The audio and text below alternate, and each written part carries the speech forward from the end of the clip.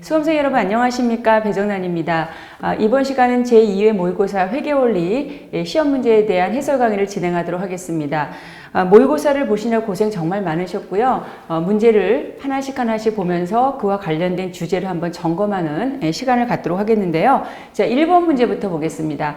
자, 1번 문제인 경우에는 우리가 포괄손익계산서에 표시되는 계정 과목을 묻고 있습니다. 이런 포괄손익계산서는 어떻게 구성되어 있나요? 자, 수익계정, 비용계정, 그래서 우리가 당기순손익이 계산되고 그리고 기타 포괄손익이 있습니다. 그래서 총 포괄손익까지 계산 구조를 가져가는데요. 자, 먼저 1번 감자차익은 어느 항목이죠? 자본 항목입니다. 자, 자산부채 자본은 재무상태표 계정이죠. 그래서 해당 사항이 아니고요. 자, 2번 성급 임차료, 성급자 들어가면 뒤에 비용이 있더라도 자산이라고 했고요. 자, 영업권 자산입니다. 그래서 1번 자본, 2번 자산, 3번 자산이 되겠고요. 5번 미지급법인세, 미지급 붙으면 부채가 되겠죠. 그래서 부채 항목입니다. 자, 그러면 네 번째 금융원가라고 했는데 이 금융원가는 바로 차입금에 대한 이자 비용 같은 것들 얘기하기 때문에 포괄손익계산서에 기록되는 항목이다 이렇게 볼 수가 있겠습니다. 답은 4번이 되겠고요. 자, 2번 문제 보겠습니다. 여러분, 이 2번 문제는 사실 최근에 계속 시험에 나왔고요. 오랜 세월 동안 계속 나왔던 첫 번째 계산 문제라고 제가 항상 강조를 드렸는데, 물론 지금까지 나왔던 기출문제가 난이도가 어려운 문제는 아니었죠. 그래서 여러분 점수 확보하는 문제다라고 생각하시고 정리해 줬으면 좋겠고요. 이 문제도 기본적인 문제이지만 질문지가 이제까지 안 나왔던 현금 배당을 묻고 있습니다. 제가 강의 시간에 강조드린 것처럼 자본 T 계정에 있는 그 항목 하나하나가 다 문제가 될 수 있다 이렇게 말씀드렸고요. 그 중에 안 나왔던 문제 중에 하나가 현금 배당이었습니다. 한번 우리 같이 풀어볼까요? 먼저 우리가 이제 자본유지 접근법으로 계산하는 것이니까 자, 자본의 T 계정을 한번 생각해 보겠습니다. 자, 자본은 증가는 대변, 감소는 차변. 여기에 이제 기초자본이 되겠고요. 자, 기초자본은 기초자산 마이너스 기초부채인데 거기 기초자산이 3만원, 기초부채가 14,000이니까 자, 기초자본은 얼마가 되겠습니까? 16,000원이다 라고 볼 수 있고 거기에 자본의 증가로서 유상증자가 있었죠. 자, 유상증자는 실질적으로 자산이 들어오면서 주식을 발행하니까 자본이 실질적으로 증가를 하게 됩니다. 그래서 5,000원만큼 자본의 증가고 여기서 우리 하나 공부할 주제들이 있죠. 무상증자나 주식 배당이 만약에 시험에 나온다면 고려 대상이 아니죠. 이런 것도 다시 한번 읽어주시고요. 자, 여기서 이제 우리가 또 하나 이제 조심하실 게 뭐냐면 자, 기타 포괄이 있고 당기순이익이 있고 그 다음에 총포괄이익이 있습니다.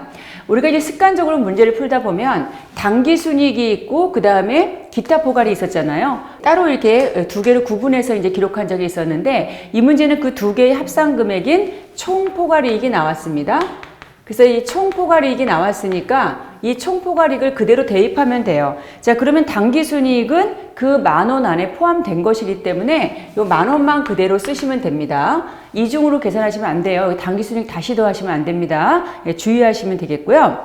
자, 그 다음에 이제 현금 배당은 물어보는 문제니까 자본의 감소죠. 자, 그래서 현금 배당은 자, X라고 하고 자, 그 다음에 기말 자본이 되겠습니다. 자, 기말 자본은 기말 자산 마이너스 기말 부채니까 50,000원 마이너스 20,000원, 30,000원이 되겠죠? 30,000원.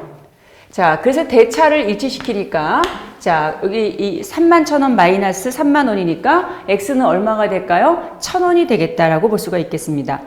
그래서 여러분 이런 문제는요, 사실 우리가 많이 봤던 문제지만 다시 한번 이 항목에 있는 내용을 다시 한번 살펴주시고 특히 이 총포괄이익은 자, 당기순이익하고 자, 플러스 마이너스 기타 포괄손익이죠. 자, 요 두 개의 합산 금액을 얘기하기 때문에 문제에서는 이게 주어졌다는 것은 당기순이익하고 기타가 모두 반영된 금액이니까 거기에 나왔던 당기순이익을 다시 더하시면 안 된다는 점이고요. 자, 이것도 제가 다시 한번 이제 기초지만 확인하는데 자, 주식배당, 그 다음에 무상증자, 자, 이런 것들은 우리가 자본에서 공부했어요. 자본의 불변이라고 공부했죠. 자, 자본의 불변이기 때문에 이런 항목이 나오면 우리가 이제 자본의 증감에 영향이 없기 때문에 고려 대상이 아니다. 자, 이런 것도 다시 한번 확인해 주시고.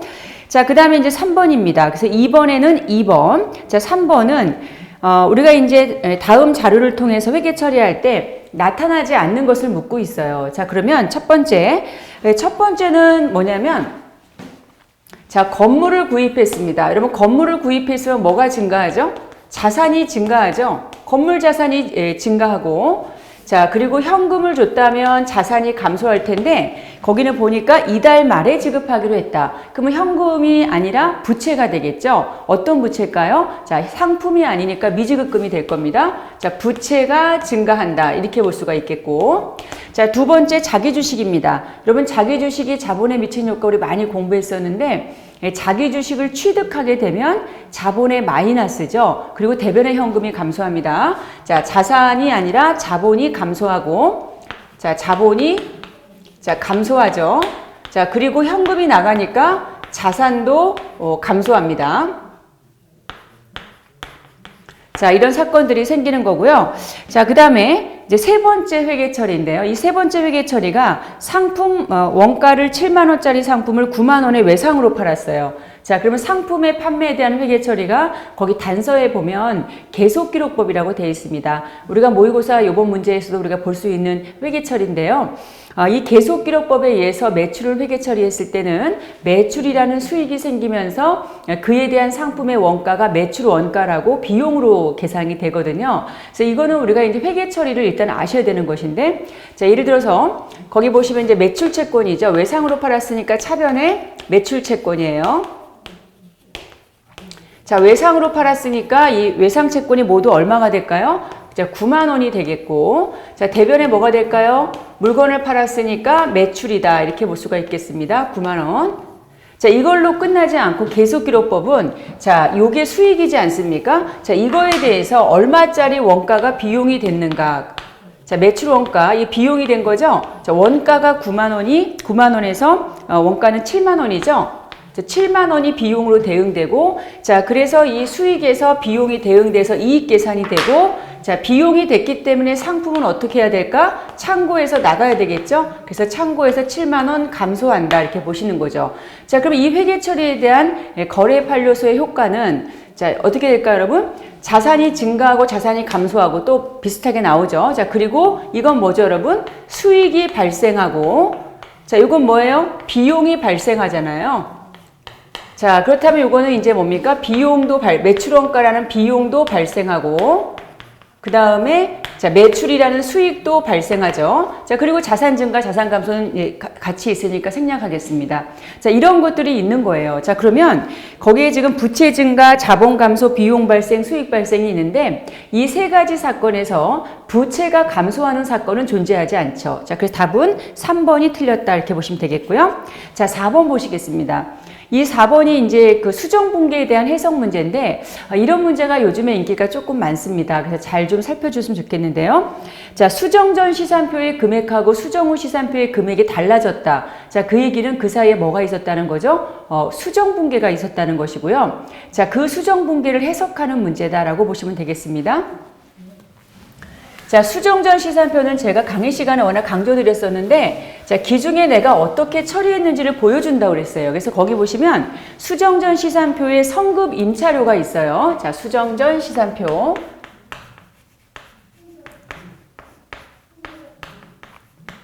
자, 그리고 수정 후 시산표가 이렇게 있습니다. 자, 수정 전 시산표에는 여기 이제 성급 임차료. 임차료는 비용이죠. 자, 그러나 성급자가 붙으면 자산이라고 했고요. 자, 여기에도 성급 임차료가 이렇게 있습니다. 자, 임차료라는 비용을 우리가 지급했을 때 회계 처리는 두 가지가 있다고 그랬죠. 하나는 비용으로 처리하는 방법이 있고 그 비용은 임차료가 될 것이고, 자, 그리고 미리 지급한 임차료라고 해서 자산으로 처리하는 방법이 있다고 그랬습니다. 자, 기중에 내가 어떻게 처리했는가? 자, 이건 자산 처리했다는 걸 알 수가 있고요. 그러면 자산 처리를 했다면 이 사이가 뭐가 되죠? 자, 요 사이가 바로 수정분계가 되는 것이죠. 수정분계. 자, 이 수정분계를 지금 해석하는 문제인데, 자, 그러면 자산으로 처리해서 뭐가 나온다 그랬어요? 당기 발생분인 비용이 나온다 그랬죠? 그거를 이제 기억하셔야 되겠죠. 자, 그래서 거기 보니까 수정전이 모두 얼마입니까? 자, 35,000원. 비슷한 문제가 한번 나온 적 있었죠.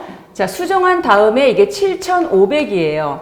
자, 그러면 자산이 얼마 감소했나요? 27,500원만큼 감소했죠. 자, 그러면 이 자산의 감소를 회계 처리해야 되니까 대변에 자, 선급 임차료라는 자산의 감소는 대변에 쓰는 거죠. 자, 27,500원이 이런 붕괴가 있었으니까 이렇게 7,500이 된 거죠. 자, 35,000 마이너스 27,500 이퀄 7,500이 되는 거죠. 자, 그럼 차변에 뭐가 되겠습니까? 비용이 나오겠죠. 자, 임차료. 자, 비용의 발생 27,500원. 이렇게 붕괴가 있다고 우리 생각할 수 있습니다. 자, 그렇다면 옳은 것을 묻고 있거든요. 자, 1번. 자산이 27,500원 증가한다. 아니죠? 자, 자산은 어떻게 합니까? 감소하는 거죠. 틀렸고요. 2번. 이익잉여금이 증가한다 그랬죠. 여러분, 우리가 이 비용이 발생하면 항상 누구를 기억하죠? 이익을 기억해야 되고, 자, 이익이 감소하면 이익은 무슨 잉여금? 이익잉여금이죠. 자본하고 관계가 있다 공부했습니다. 자, 이익잉여금이 증가하는 게 아니라 감소하죠. 27,500이 증가가 아니라 감소가 됩니다. X. 자, 비용이 27,500원 발생한다. 맞습니다. 답은 3번. 자, 수정분괴로 당기순이익이 증가하는 것이 아니라 자, 비용이 발생하면 당기순이익은 감소하게 되는 거죠. 자, 그래서 증가가 틀리고 감소다라고 볼 수가 있겠고요.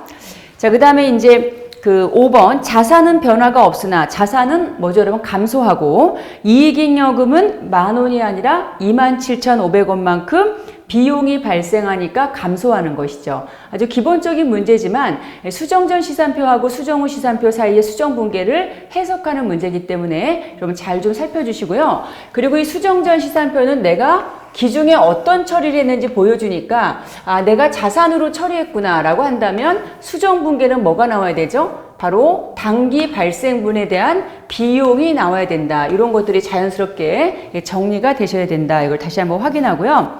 자, 그 다음에 5번입니다. 4번에는 3번이고 5번 문제입니다. 이 5번 문제는 은행계정 조정표인데요. 이 은행계정 조정표의 가장 기본형 문제입니다. 자, 우리가 이제 가장 기본형 문제고 많이 봤던 문제라도 제한된 시간에 실수하지 않고 정확히 풀이하는 게 가장 중요하거든요. 다시 한번 내용을 정리하고 여기서 이제까지 시험 나왔던 걸 다시 한번 복습을 좀 해보겠습니다. 자, 이 5번의 은행계정 조정표는 먼저 은행계정 조정은 회사와 은행의 이제 내용을 보는데요. 자, 회사, 이렇게 은행이 있어요. 자, 수정전이 있습니다. 자, 수정전이 있고요.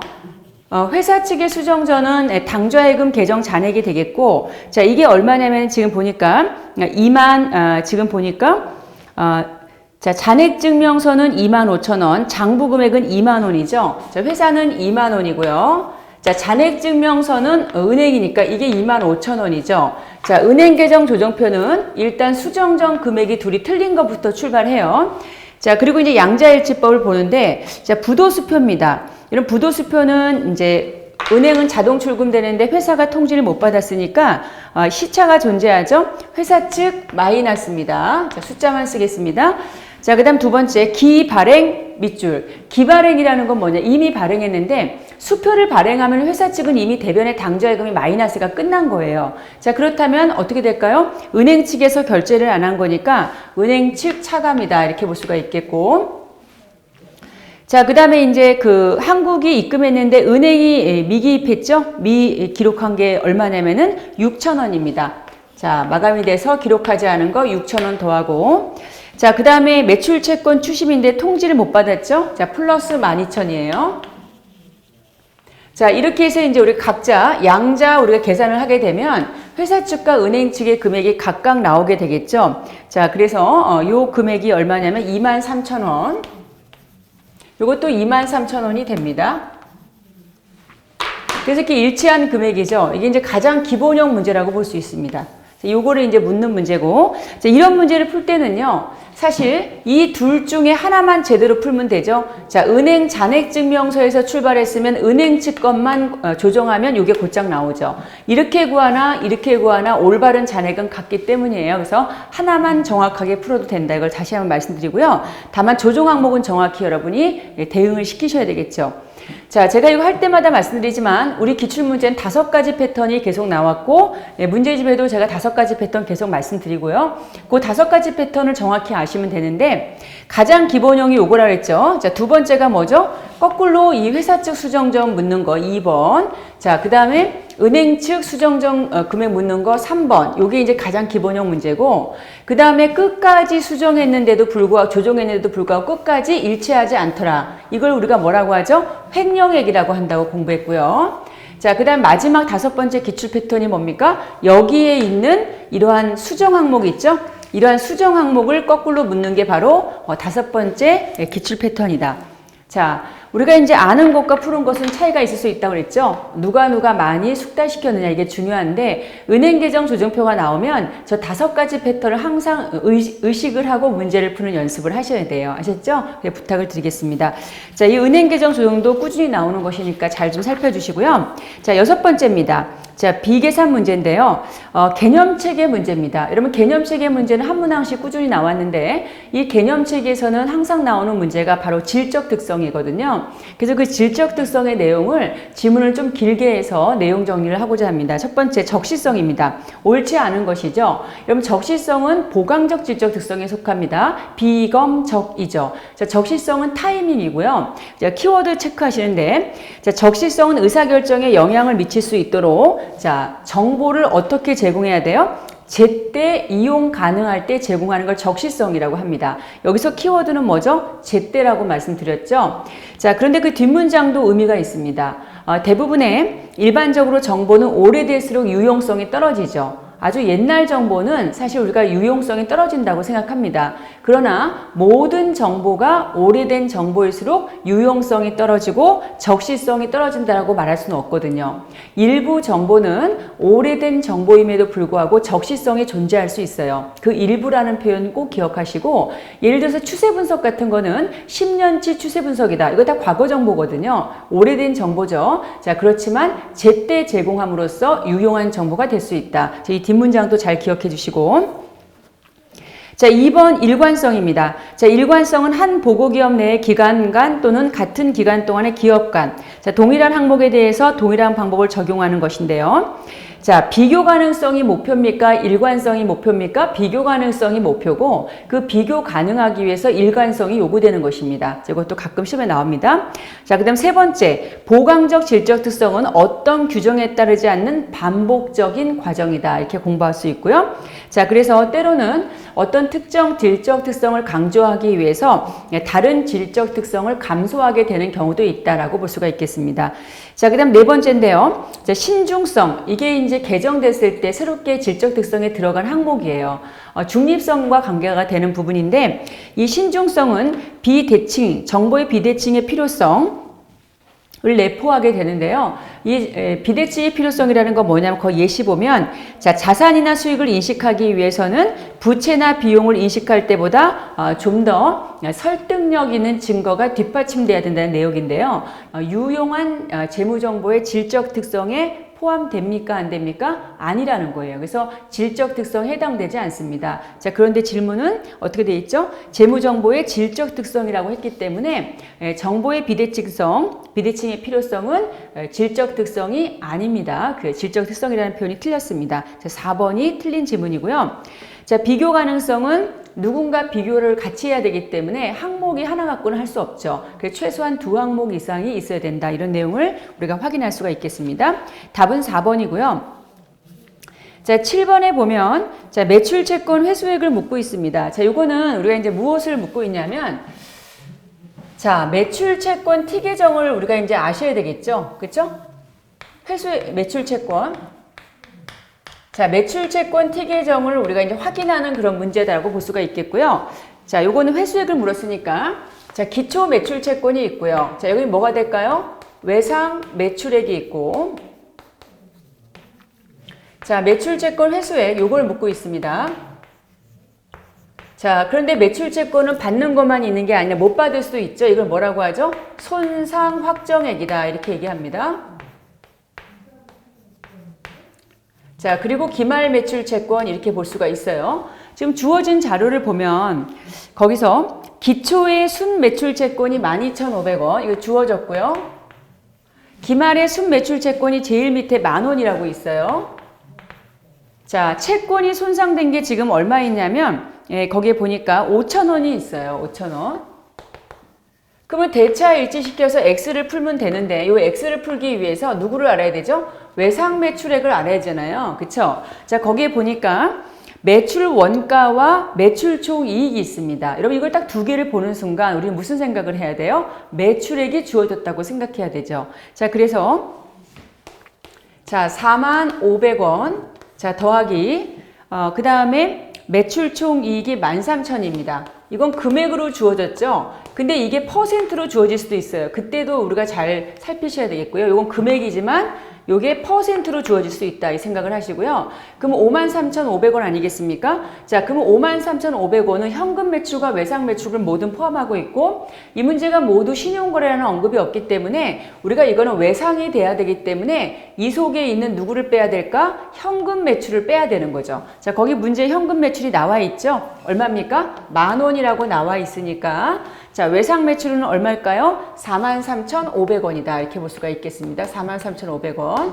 자, 그렇다면 매출 채권 회수액은 얼마가 될까요? 자, 41,000원이다. 이렇게 보시면 되겠습니다. 자, 이것도 기본형 문제인데 우리는 여기서 이제 우리 기출 패턴 아주 오래전에 어떤 문제가 나왔죠? 요 기말 매출 채권 10,000원을 묻는 문제가 있었고 이 기말 매출 채권의 문제는 횡령액 문제로 나올 수 있다. 이런 얘기도 제가 강조드렸죠? 네, 그런 것도 다시 한번 읽어주시고요.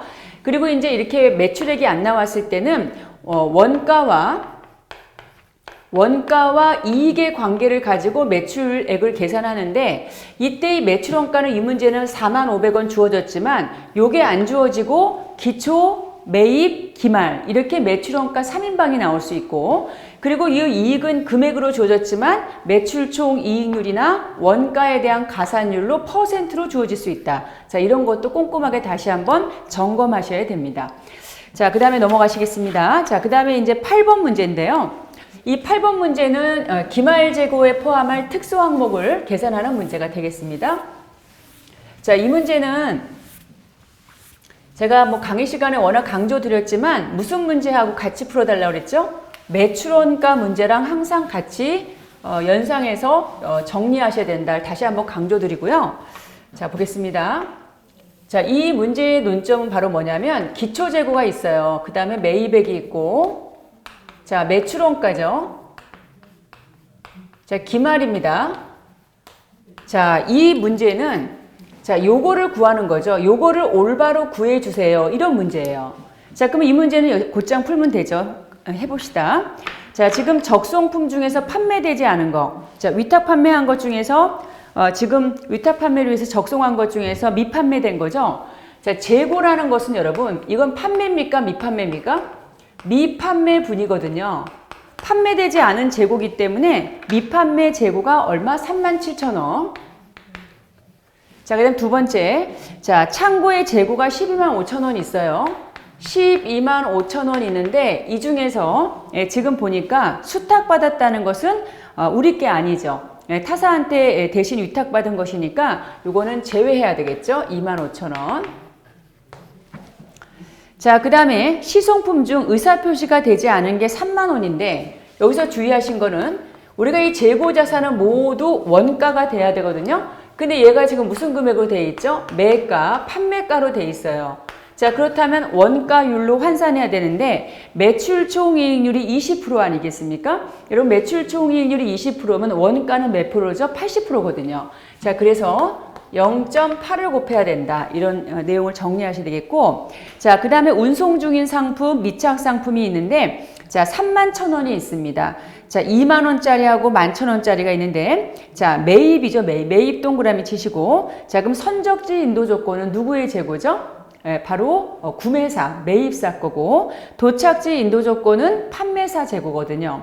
자, 도착지 인도 조건은 도착해야지 우리께 되는 것이니까 아직 도착하지 않았으니까 우리의 재고는 20,000원밖에 없다는 것이죠. 그 옆에 있는 11,000원은 판매사 재고가 됩니다. 아직 도착하지 않았기 때문에 자, 그래서 여기까지 모두 계산하게 되면은요. 자, 우리가 이제 올바른 기말 재고는 181,000원인가요? 181,000원입니다. 자, 이 문제는 여기서 끝나요. 그러나 여러분 문제를 항상 보실 때 우리가 점검하실 때는 나머지 다시 한번 점검하시는데 자, 기초재고가 주어지고 매입액이 주어지고 시험 문제에서 자, 그렇다면 이런 문제는 항상 무슨 문제로 나올 수 있다? 매출원가로 나올 수 있다 그랬죠. 그래서 이 문제 기말재고 추정한 다음에 차변금액과 대변이 같으니까 매출원가 문제로 문제가 다시 나올 수 있다는 거예요. 그때는 기초재고와 매입액이 주어진다는 거죠. 자, 그런 것도 다시 한번 정리해 주시기 바라고요. 자, 9번 문제 보겠습니다. 자, 재고자산. 그래서 3번이죠. 8번은. 자, 재고자산의 측정에 관한 설명으로 옳지 않은 것입니다. 여러분 재고자산의 취득원가 측정에는 여러 가지가 있는데 우리가 상품 매매업, 그러니까 내가 타사의 제품을 내가 원가로 사서 마진을 붙여서 파는 기업, 이게 상기업이라고 하는데 그들의 취득원가는 매입원가가 취득원가죠. 매입원가는 내가 현금으로 준 매입 가격에다가 가산 항목과 차감 항목을 고려한 것이죠. 맞습니다. 자, 2번. 자, 취득원가는 매입원가. 매입원가가 누구죠? 상기업, 전환원가, 제조기업이죠. 자, 그리고 재고자산은 현재의 장소에 현재의 상태에 이르게 하는데 발생한 기타 원가를 모두 포함한다. 맞습니다. 자, 3번 질문 중요하죠. 20회 기출에 나왔었고, 자, 완성될 제품이 원가 이상으로 판매될 것으로 예상하는 경우 끊고, 자, 이게 무슨 얘기냐면, 이거는 제가 계산 문제로도 나올 수 있다 그랬죠. 자, 제조기업인 경우에는 제품을 팔아요. 그쵸? 그런데 이 제품은 완성품이고, 이 완성하기 위해서 누가 투입되냐면, 원재료가 투입됩니다. 원재료가 제품을 위해 투하가 되죠. 자, 근데 이 제품의 원가가 1,000원이고, 자, 그 다음에 이거의 순실현 가능 가치가 1,500이라고 봅시다. 그러면 이 회사는 지금 팔아도 이익이 생기는 거죠? 그쵸? 그러면 둘 중에 낮은 거면 저가는 요게 저가가 되죠. 근데 원재료가 예를 들어서 만약에 자, 500이고 자, 시가인 현행 대체원가 순실현 가능 가치 최선의 추정치인데 자, 이 시가 개념이 만약에 300이라고 봅시다. 그럼 이거는 하락했잖아요. 그러면 둘 중에 낮은 거면 원래는 이게 저가죠? 그죠? 그리고 마이너스를 인식하는 게 바로 저가평가예요. 자, 그런데 최종적으로 내가 장사해서 돈 버는 건 원재료가 아니라 누구죠? 제품이죠. 그 최종적인 제품이 플러스를 내고 있을 때는 자, 이 원재료가 제품을 위해서 투하됐다고 한다면 이 원재료는 자, 비록 시가가 하락해서 저가평가했을 때 손실이 생기는 상황이라고 하더라도 어떻게 한다? 감액하지 않는다는 건 뭐냐면 이렇게 하는 게 감액이잖아요. 평가 손실. 이거 안 한다는 얘기죠. 자, 그래서 우리가 감액하지 않는다는 건 평가 손실을 인식하지 않는다는 것이죠. 전제는 뭐예요? 최종 제품이 원가 이상으로 판매될 것이 예상됐을 때 이 얘기죠. 그래서 그 질문 중요합니다. 자, 제품이 원가 이상으로 판매될 것을 예상하는 경우는 생산에 투입하기 위해 보유하고 있는 원재료, 소모품은 감액하지 않는다. 저가평가하지 않는다. 예외사항이라는 것이죠. 이 질문이 20회 때 1번 질문으로 나온 적이 있었습니다. 자, 이건 계산 문제로 또 얼마든지 나올 수 있으니까 사례를 잘 기억해 두시고 자, 표준원가법이나 소매제고법 등의 원가 측정 방법은 그러한 방법으로 평가한 결과가 실제 원가와 유사한 경우에는 사용할 수 있다고 그랬죠. 근데 없다고 그랬기 때문에 틀렸습니다. 자, 4번이 틀렸고 자, 그 다음에 고정제조 간접원가는 원래 정상조업도의 기초에서 배분합니다. 근데 실제 조업도가 정상조업도하고 유사한 경우에는 실제 조업도를 사용할 수 있습니다. 자, 이 지문도 4번 지문과 같이 잘 좀 챙겨주시길 바랍니다. 자, 그 다음에 10번 문제입니다. 9번은 4번. 총 비용을 묻고 있는데요. 자, 요거는 제가 총 비용 계산하는 문제 간편법으로 말씀드렸는데 그거에 대한 용어를 정확히 알고 있는지에 대한 문제입니다. 그런 식으로 시험 문제들이 다른 시험도 많이 나왔었습니다. 자, 보시면은요, 제가 이런 말씀을 드렸는데 우리가 기초가 있어요. 기초. 그 다음에 이제 매입이 있고요. 자, 매출원가가 있고요.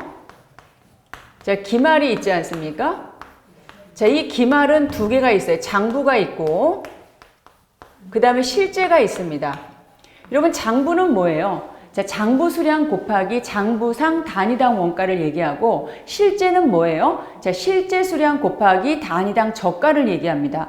자, 그러다 보니까 이 차이에는 누가 있을까요? 수량이 부족해서 생기는 손실이 무슨 손실이죠? 자, 재고자산 감모 손실이고 자, 재고자산 감모 손실이고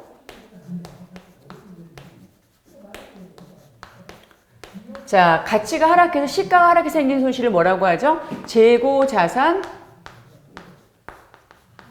평가 손실이라고 해요. 그쵸?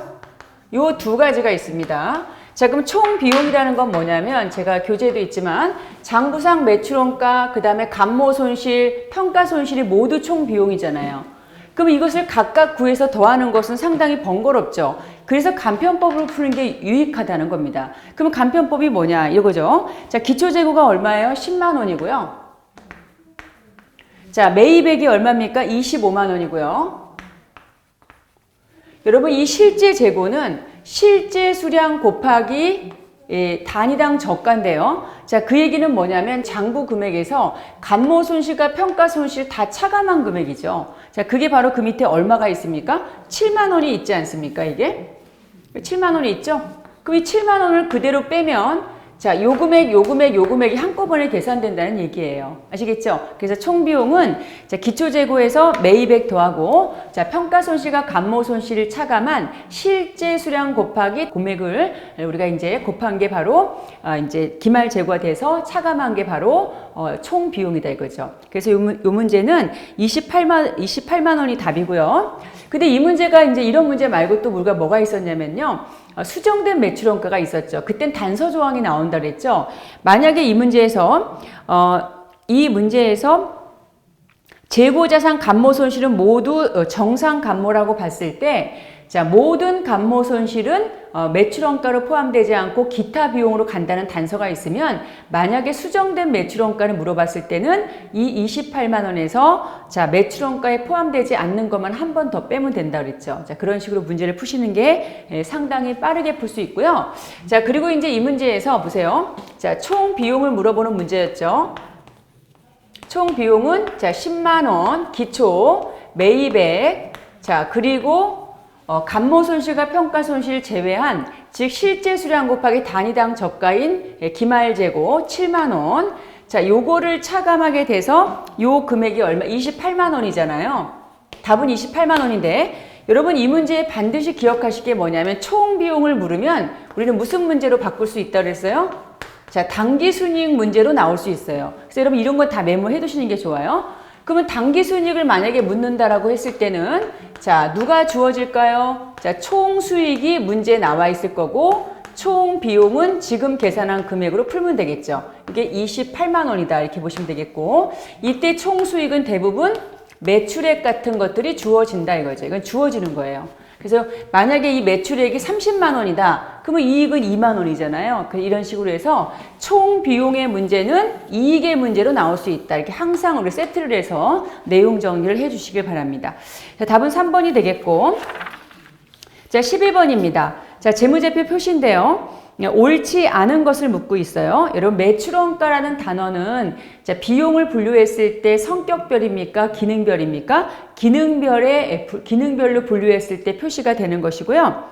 자, 원칙적으로 우리가 자산부채는 상계하지 않는 게 원칙이죠. 근데 그 뒤에 나오는 것은 뭐냐면 투자 자산이나 영업용 자산을 포함한 비유동 자산의 처분 손익을 계산할 때 처분 대금에서 처분 비용 그리고 장부 금액을 차감해서 기록하는 거. 자, 이게 바로 상계에 허용되는 예시거든요. 그래서 표시할 수 있다는 것입니다. 맞는 내용이고요.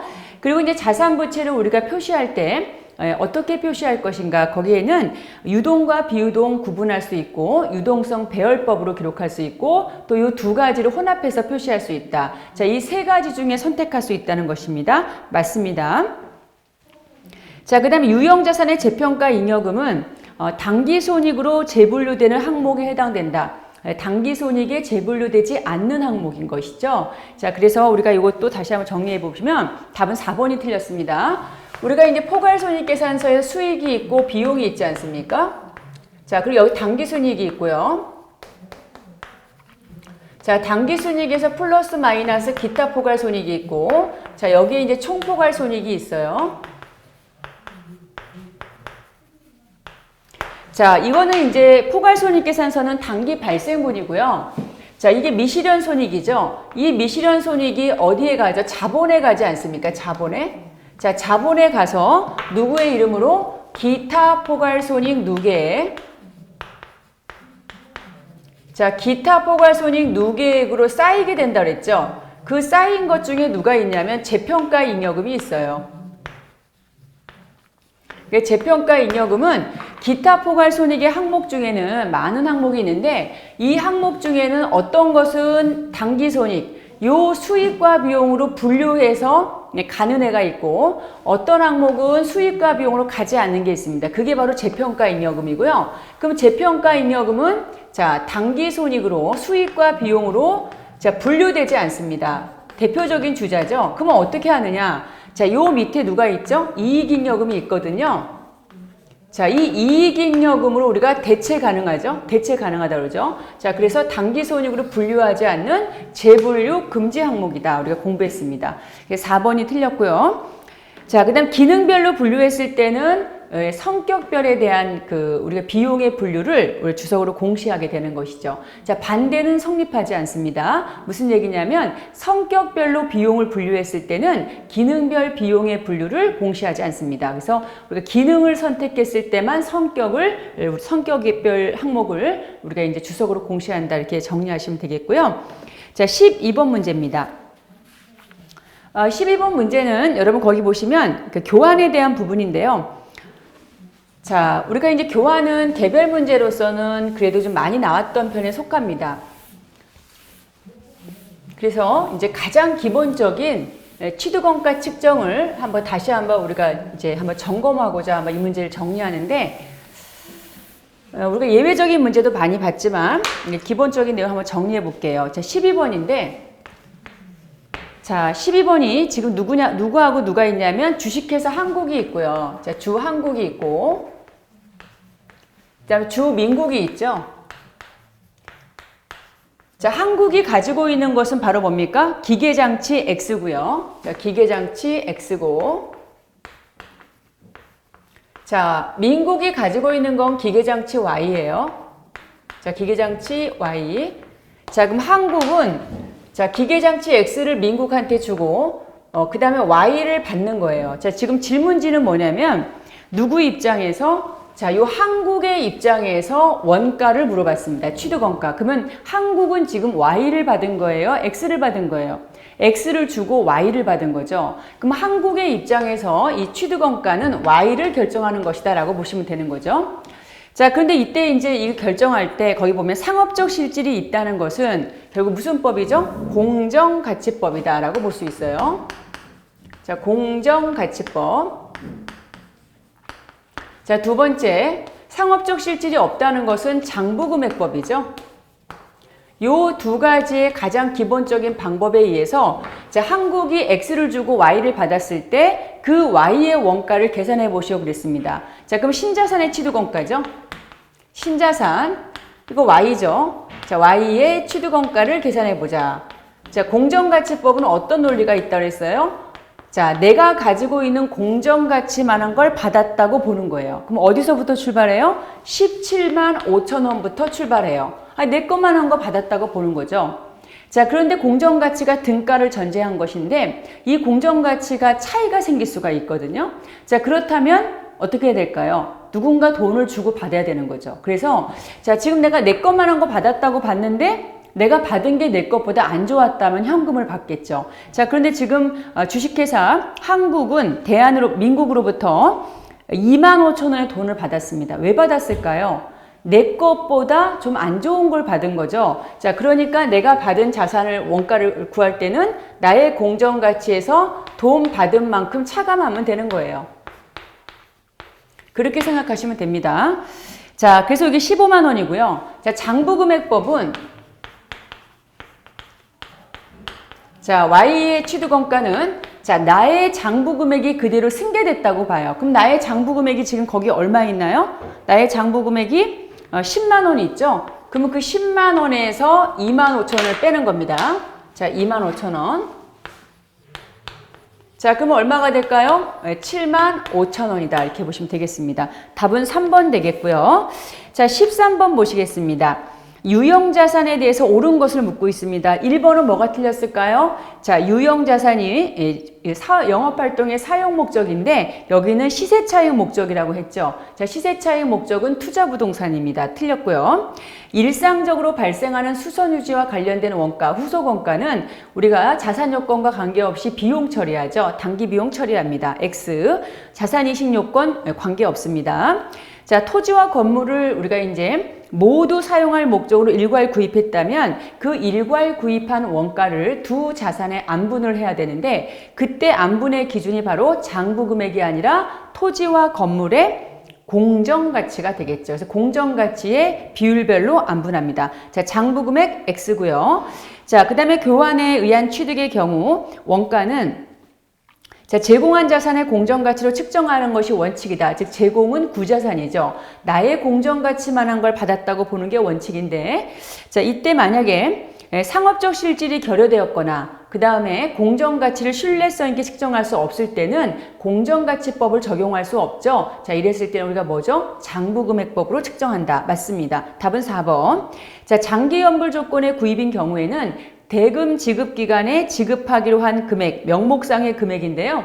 자, 그것을 취득원가라고 한다고 했는데 여러분 장기자가 붙으면 시간이 길죠. 자, 시간이 있으면 우리는 그 속에 이자가 있다는 걸 기억하셔야 됩니다. 자, 그래서 만약에 지금 산다면 지급할 금액, 이게 바로 현금 가격 상당액이고 그 현금 가격 상당액이 바로 현재 가치가 된다는 점, 이 점을 우리가 확인할 수가 있겠죠. 자, 답은 4번이 되겠습니다. 나머지 틀렸고요.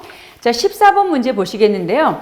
여러분 14번 문제는 지금 보면 요게 이제 바로 뭐냐면 계속기록법에 대한 회계처리인데요. 제가 이거는 기본서 때도 우리가 확인하고 제가 수업 시간에도 워낙 자주 했던 내용이지만 여러분이 꼭 기억하셔야 될 회계처리이기 때문에 다시 한번 확인합니다. 거기 보면 선입선출법이고요. 그리고 1월 20일 날 회계처리를 물었고 자, 무슨 법이죠? 계속기록법입니다. 여러분 계속기록법이라는 거는 물건을 팔 때마다 매출과 매출원가를 대응시켜요.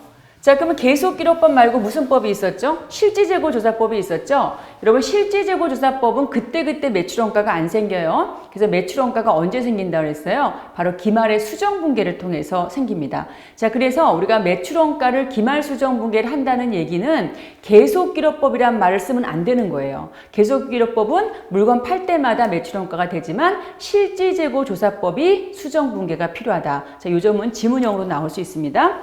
자, 그러면 계속이니까 이제 그때그때 매출원가가 계산이 되는데 자, 먼저 지금 80개를 팔았지 않습니까? 자, 판매 단가가 800이니까 자, 차변에 자, 현금 매출인가요? 자, 현금이라고 봅시다. 그러면 거기에 있는 판매 단가 800원이랑 80을 곱한 88에 64, 64,000. 자, 그리고 대변에 물건을 팔았으니까 수익의 발생이죠. 자, 매출이 64,000원이 됩니다. 자, 근데 계속기록법이기 때문에 요 밑에 어떤 사건이 생긴다는 거예요. 바로 매출에 대한 매출 원가가 바로 밑에 있다는 거죠. 자, 매출 원가. 자, 이거는 이제 계산을 해야 되겠고요. 자, 매출 원가 비용으로 인식한 만큼 자산은 감소해야 되겠죠. 자, 요 매출 원가 계산을 해본다. 무슨 법으로? 선입선출법으로. 그럼 80개의 단가층이 이제 선입선출법을 적용하는데 위에서부터 나가는 거죠. 그럼 80개 중에서 50개가 얼마짜리가 있습니까? 제일 먼저 들어온 게 500원. 위에서부터 자른다고 그랬죠? 자, 나머지 몇 개예요? 80개 중에서 50개니까 30개 남았죠? 자, 이 30개는 그 다음 단가 얼마죠? 50이면 525죠? 525에 곱하면 되겠죠? 자, 곱하게 되면 이게 4750입니다. 4750, 4750이죠. 자, 그래서 여러분 다시 한번 이 회계처리를 정확히 아셔야 되고 계속기록법. 그래서 계속기록법은 이렇게 물건을 팔 때 여기에 수익이 있고 요 수익에 대해서 얼마짜리가 4750원짜리가 이게 비용이 돼버리는 거죠. 그래서 계속 기록한다는 것은 그때그때 이 둘이 만나니까 이익 계산이 된다는 것이고요. 자, 내가 상품의 재고 중에서 이만큼 비용이 됐으니까 자, 그만큼 팔린 만큼의 재고는 감소시켜야 되겠죠. 자, 그래서 상품의 재고도 그때그때 계산이 된다. 이게 계속기록법의 특징이잖아요. 그래서 이 문제는 간단한 문제지만 이 문제를 가지고 계속기록법이 갖는 장점, 그리고 반대에 있는 실제재고조사법은 매출원가가 그때그때 계산이 안 되기 때문에 기말에 뭐가 필요하다? 수정분계가 필요하다. 이 점을 꼭 기억하셔야 됩니다. 그래서 계속기록법의 매출원가 수정분계 이런 말 나오면 틀린 문장이고요. 매출원가 수정분계는 실사법에 등장한다. 잘 좀 정리해 주시고요. 답은 1번 되겠습니다. 자, 15번에 우리가 유형자산의 재평가로서 옳지 않은 것을 묻고 있습니다. 자, 유형자산의 재평가는 공정가치와 차이가 중요하지 않도록 주기적 수행한다. 맞고요. 자, 그 다음에 유형자산 전체가 아니라 분류 전체를 재평가한다는 것이고, 자, 최초 평가 밑줄. 여러분, 최초로 평가했을 때 재평가가 평가감이 되면 그때는 우리가 비용 처리하죠. 재평가 손실로 처리합니다. 자, 그런데 거기서 부의 기타 포괄 손익이라는 표현이 있었죠. 틀린 지문이 되겠고요. 자, 답은 3번이 틀렸고, 자, 그 다음에 4번 자산의 장부 금액이 재평가로 인해서 증가된 경우는 기타 포괄 이익으로 기록하고 그게 이제 우리가 자본의 재평가 잉여금으로 쌓이게 되는 거죠. 맞습니다.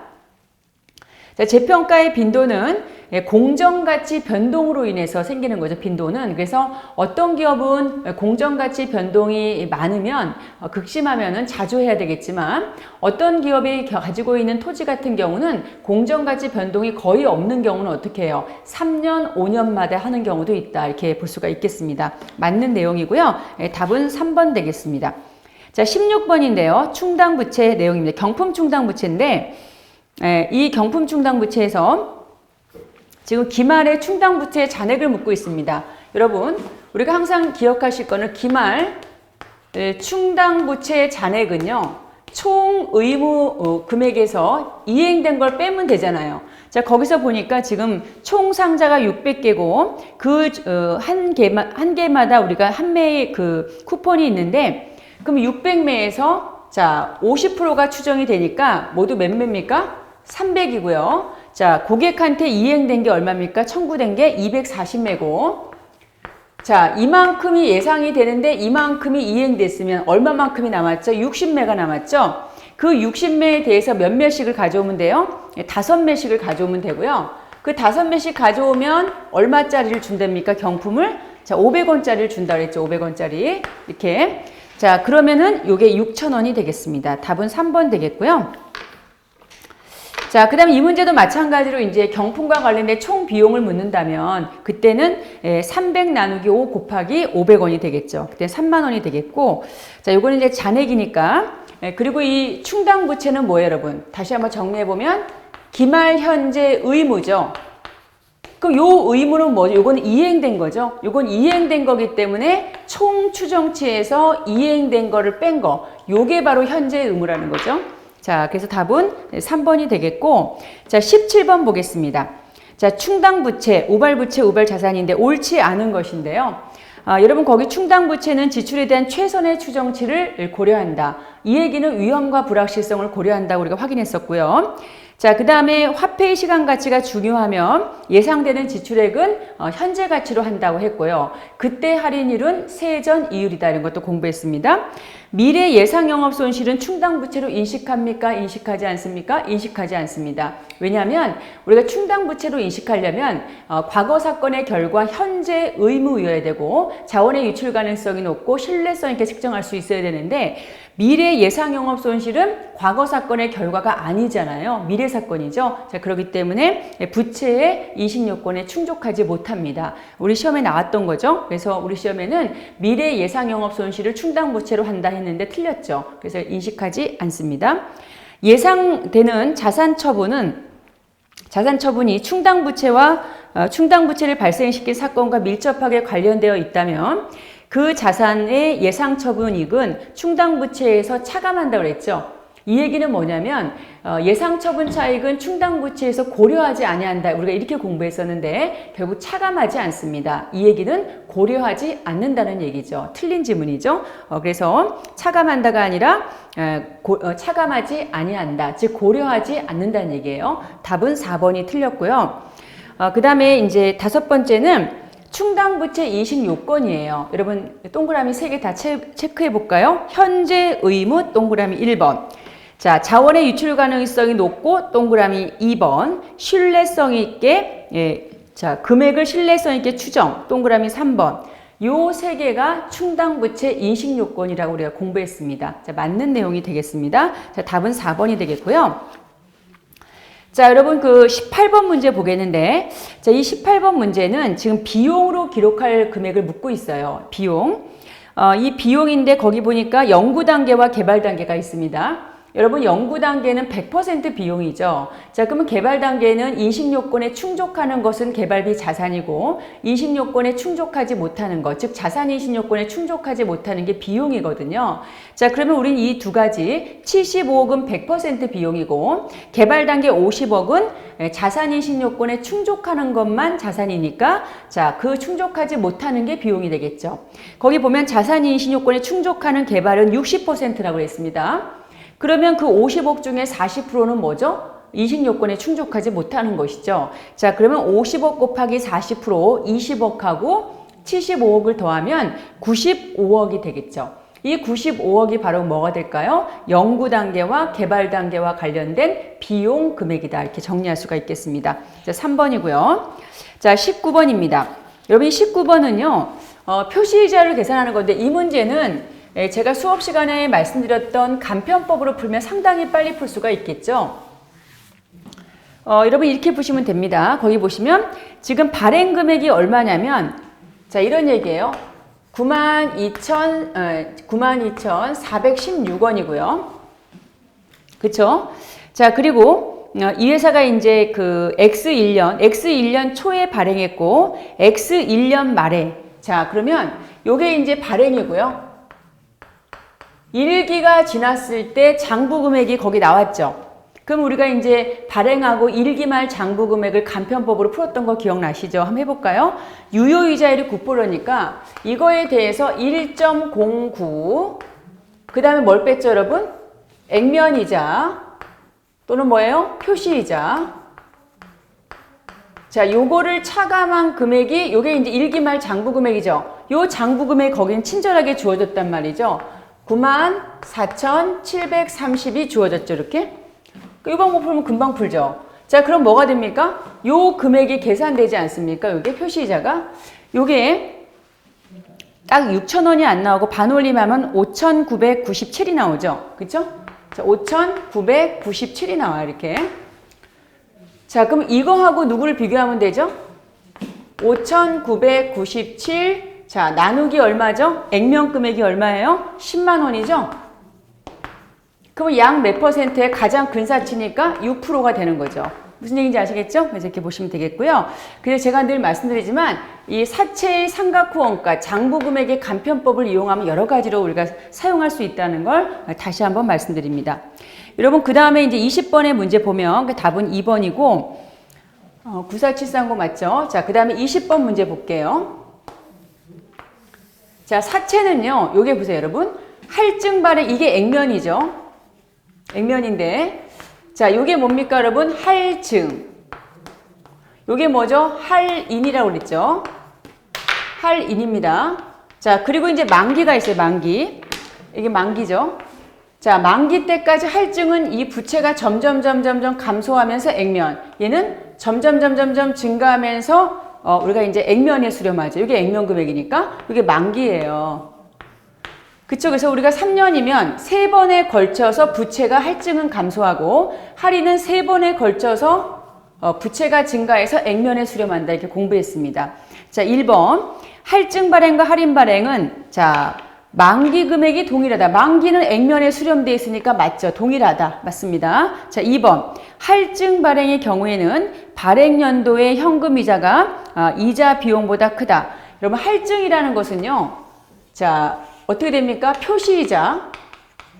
이게 현금 이자죠. 그 다음에 유효이자, 시장이자율. 누가 큰 거죠? 이게 큰 거죠. 그럼 현금 이자가 더 큰 거죠. 그쵸? 그래서 현금 이자가 더 크다. 맞습니다. 할인 발행은, 자, 할인 발행은 뭐예요, 여러분? 표시이자가 있고요. 회사가 보장하는 이익률보다 시장, 유효이자율. 누가 커요? 요게 크죠? 이자 비용은 요게 이자 비용이잖아요. 자, 그래서 할인 발행은 자, 유효이자율이 표시이자율보다 더 큰 경우다. 맞죠? 자, 그럼 할인 발행의 경우에는 만기가 가까울수록 이자 비용이 감소한다가 증가한다죠. 유효이자율 법은 이게 부채 금액이죠. 부채 잔액인데 할인은 할인돼서 점점 부채가 증가하면서 액면에 수렴하니까 요 증가하는 부채의 유효이자율 곱한 게 사채 이자 비용이죠. 그럼 부채가 증가하니까 할인 발행은 이자 비용도 증가합니다. 감소가 아니라 증가. 자, 할인 발행은 만기까지 총 이자 비용, 유효이자는 액면이자가 작으니까 그 액면이자 표시이자의 합계에다가 그 다음에 총 유효이자 합계의 차이가 바로 할인 발행 차금 아니겠습니까? 그래서 할인 발행 차금을 우리가 어떻게 하죠? 가산한 금액이 되는 거죠. 왜냐하면 유효이자가 더 표시이자보다 크기 때문이죠. 답은 4번이 옳지 않은 것이 되겠습니다. 자, 이렇게 해서 제가 20문항까지 먼저 봤고요. 자, 그럼 21번 문제부터는 다음 시간에 이어서 다시 한번 살펴보겠습니다. 감사합니다.